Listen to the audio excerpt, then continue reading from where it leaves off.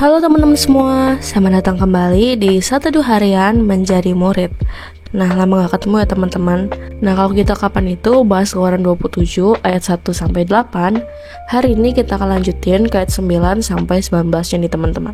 Hari ini kita akan membahas tentang mengenai pelataran.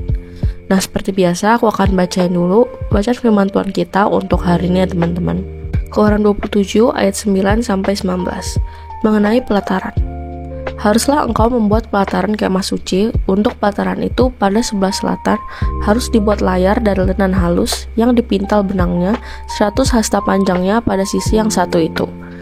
Tiang-tiangnya harus ada 20, dan alas-alas tiang itu harus 20 dari tembaga, tetapi kaitan-kaitan tiang itu dan penyambung-penyambungnya harus dari perak. Demikian juga pada sebelah utara, pada panjangnya harus ada layar yang 100 hasta panjangnya, tiang-tiangnya harus ada 20, dan alas-alas tiang itu harus 20 dari tembaga, tetapi kaitan-kaitan tiang itu dan penyambung-penyambungnya harus dari perak. Dan pada lebar pelataran itu, pada sebelah barat harus ada layar yang 50 hasta dengan 10 tiangnya dan 10 alas tiang itu. Lebar pelataran itu, yaitu bagian muka pada sebelah timur, harus 50 hasta, yakni 15 hasta layar untuk sisi yang satu di samping pintu gerbang itu dengan 3 tiangnya dan 3 alas tiang itu. Dan juga untuk sisi yang kedua di samping pintu gerbang itu 15 hasta layar dengan 3 tiangnya dan 3 alas tiang itu. Tetapi untuk pintu gerbang pelataran itu, tirai 20 hasta dari kain ungu tua dan kain ungu muda, kain kirmisi, dan dari lenan halus yang dipintal benangnya, turunan yang berwarna-warna dengan 4 tiangnya dan 4 alas tiang itu. Segala tiang yang mengelilingi pelataran itu haruslah dihubungkan dengan penyambung-penyambung perak, dan kaitan-kaitannya harus dari perak dan alas-alasnya dari tembaga. Panjang pelataran itu harus 100 hasta, lebarnya 50 hasta, dan tingginya 5 hasta dari lenan halus yang dipintal benangnya, dan alas-alasnya harus dari tembaga. Adapun segala perabotan untuk seluruh perlengkapan kemah suci, dan juga segala patoknya dan segala patok pelataran, semuanya harus dari tembaga. Ya, demikian teman-teman bacaan firman Tuhan kita untuk hari ini. Nah, yuk sekarang kita langsung masuk ke saat teduhnya ya guys. Nah guys, di ayat 9-18 ini adalah penjelasan tentang mesbah secara alamiah, diikuti dengan penjelasan tentang pelataran yang akan menaungi mesbah tersebut, dan di mana mesbah tersebut akan menjadi objek yang paling mencolok. Pelatarannya berbentuk bujur sangkar dengan panjang 300 kaki dan lebar 75 kaki.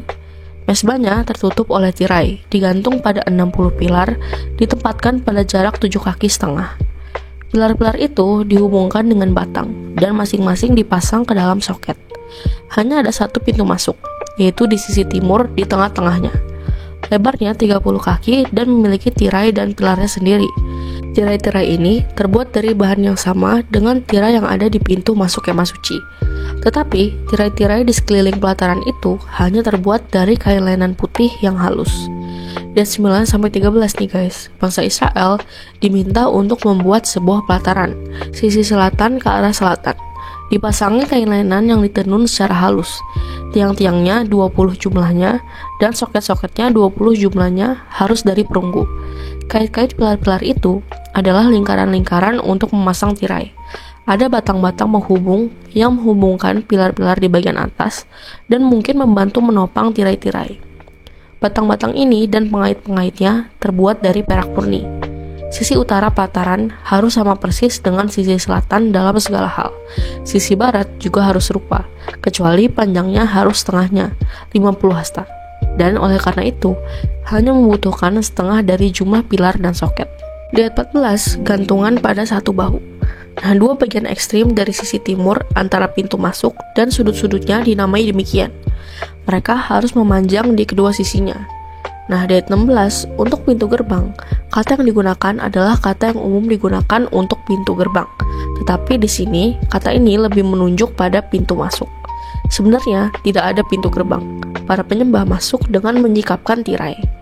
Tirai ini adalah tirai yang terbuat dari bahan, warna, dan pekerjaan yang serupa dengan tirai yang tergantung di depan kemah suci. Dengan kontrasnya dengan tirai lenan putih yang mengelilingi seluruh pelataran. Tirai ini menunjukkan dengan sangat jelas kemana orang harus masuk guys. Nah, di ayat 17 disambung dengan batang-batang perak.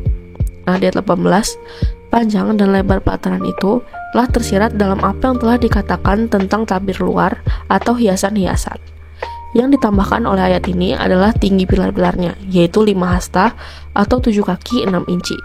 Dan 19 itu tentang perkakas-perkakas kemah suci.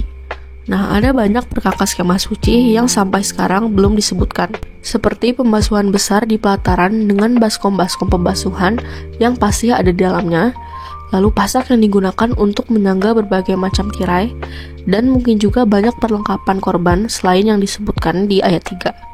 Nah, semua peralatan itu terbuat dari perunggu, logam yang paling umum pada waktu itu, tetapi yang sangat cocok untuk berbagai keperluan.